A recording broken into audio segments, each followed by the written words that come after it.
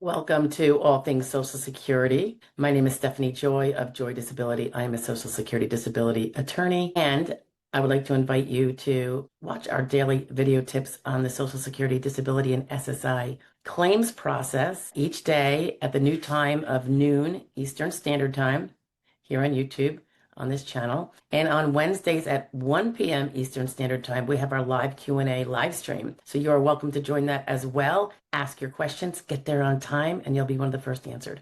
Thanks so much and have a great day. Enjoy the video. Happy Sunday. Good morning, afternoon, or evening. I hope you had a great weekend and had a great last week. We're going to whip through the Social Security roundup for the last week since we did this last Sunday. So let's get it started. This is going to be starting on July 14th and it goes to the 19th. Yesterday. Okay. So on the 14th, which was Monday, there was a share about what we call the Social Security phantom, the fact that Social Security was not even a provision in the new act, the OBBA, which is the one big, beautiful bill act, I suppose, and why legally actually it was not permitted to be in there, and that perhaps some media sources misled everyone as to what kind of bill was going to be presented by Congress, and they did it via one avenue that does not allow Social Security expressly, Social Security to ever be included. So that's why it was more of a seniors thing based on age and not based on even if you get Social Security benefits. That tax deduction is what we're talking about. Okay, so on Tuesday,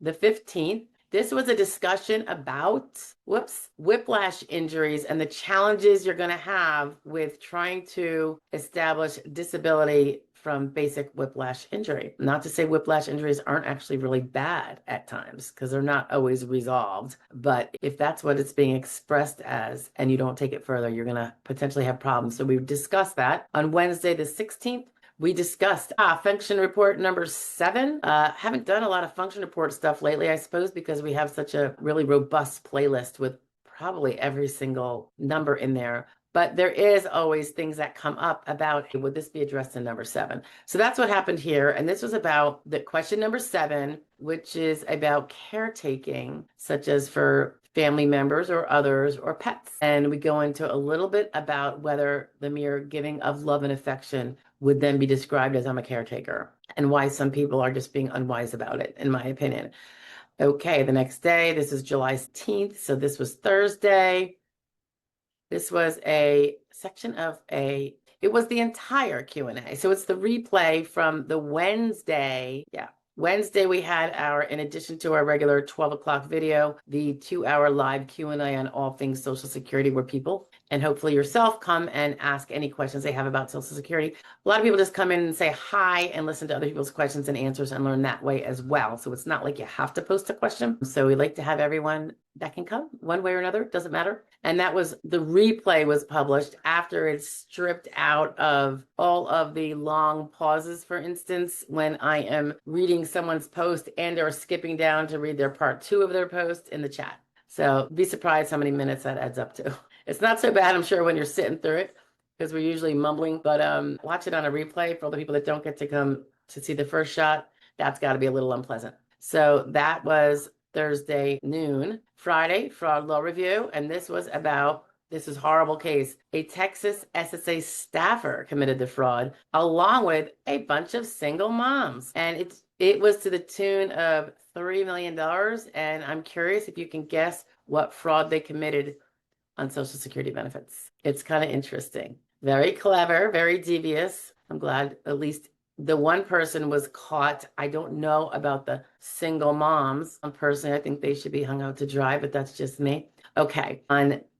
So this was Saturday, yesterday. This was about kind of the importance of proving that you have major bed rest needs during the day if you do. It would also apply to the need to recline and get off your feet periodically throughout the day. Super, super important, but it's not something that's going to be assumed as true just because you say it. So proving it in certain ways is really critical. So we go over that a little bit on Saturday. That's a really common symptom people have. I do hope that people that have that problem kind of learn how to address it and get the evidence they need to have it considered, because it alone could take you out of the workforce, period. But it's all about proofs. All right, so that's all we have for the week, guys. What did I say? The 14th? Yeah, 14th through the 19th.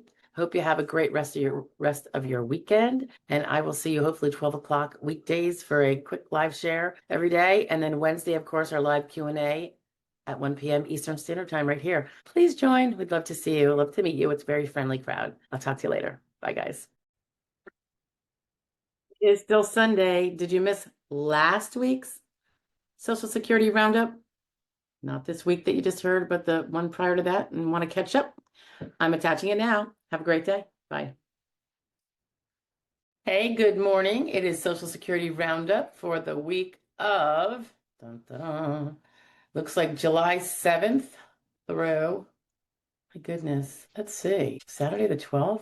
Is that where we're at already? Yeah, I guess it's the 13th today, right? Okay, and that was the post-Independence Day weekend week. Hope everyone survived the weekend before that. Okay, let's see. Monday, this would be July 7th. This was a tip about the power that a verbal rent agreement can have on your SSI benefit amount. So even though you don't have it in writing when you made it with your parent or your landlord or whoever, the verbal agreement can hold water. So pay attention to that if you're on SSI. This does not count for Social Security disability.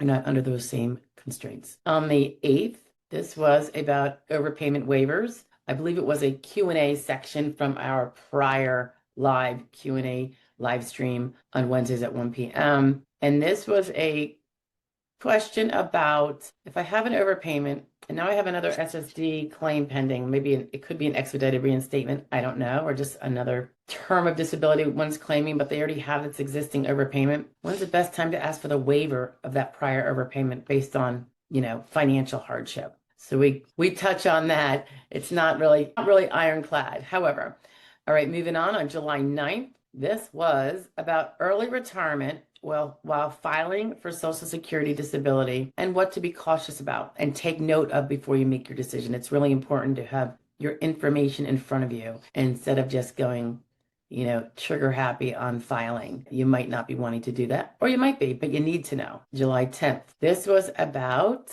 another Q&A. They generally are going to always have an attached video to them. The Q&A touches on something, and then we grab it, and then we show what we were previously talking about with that. So on a SSDI denial that took 14 months in the making, the question was, does the SS then plan to reduce the appeal time because you were stuck with a 14-month decision? And we go into whether that is so or not. Friday, of course, this was July 11th, Friday Fraud Law Review. This one was fascinating.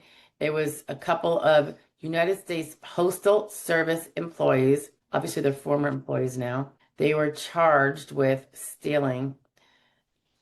You're going to hit your gourd on this one. $80 million in U.S. Treasury checks in a massive scheme. And as you probably know, U.S. Treasury checks come out for a variety of reasons, including, if I recall, IRS tax refunds, as well as Social Security funds. Now, I know we're all used to direct deposit, but I'm an old dog. And when I started, we all got checks. As an attorney rep, I got a check when I got paid my fee from the U.S. Treasury, and the claimants received checks in the mail. Can you imagine how archaic? Just saying. Okay, that was Friday. And then Saturday, last day of the week, at least as per us here, this was about knowing and taking care of your self-employment hours. If you're working self-employed while you're on Social Security disability insurance benefits, or you are fighting a claim for them, you really need to keep track of your self-employed hours. And I would say that would apply to SSI also. I mean, they have a lot more to think about,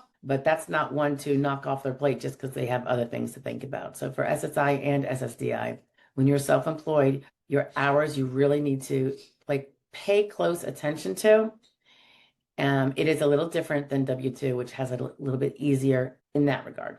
Okay, so that was our week, guys. I hope you all had an excellent week. I hope you had decent weather. We've had some immense trauma down in our beloved Texas. So thoughts and prayers are there and have been since all that went down. I hope everybody's safe, and I hope we're having gratitude if we're all safe up here. So I hope to see you guys at 12 noon dailies for the daily shares that come out, a bit ad hoc. Sometimes the workday, boom, it's interrupted in the middle of a day for something that came up that just can't wait. And sometimes it is something that can wait, but we're putting out just to have it out on a daily basis. And of course, our weekly live streams at 1 p.m. Eastern Standard Time. It's open to the public. It is free, and you can come ask your Social Security questions in the chat room, and it's a first come, first serve basis. So if you get there on time, you will undoubtedly have your question answered. Undoubtedly. Okay. Not to mention, I would not leave until I had you covered if you came there early. Haven't done it yet, but I might drop out if very late comers, and they've done this, pop in a question at the end, and sometimes I've dragged myself back in to do it. But no, it depends on I suppose, my level of energy that day. All right, guys, have a great week. I hope to see you soon.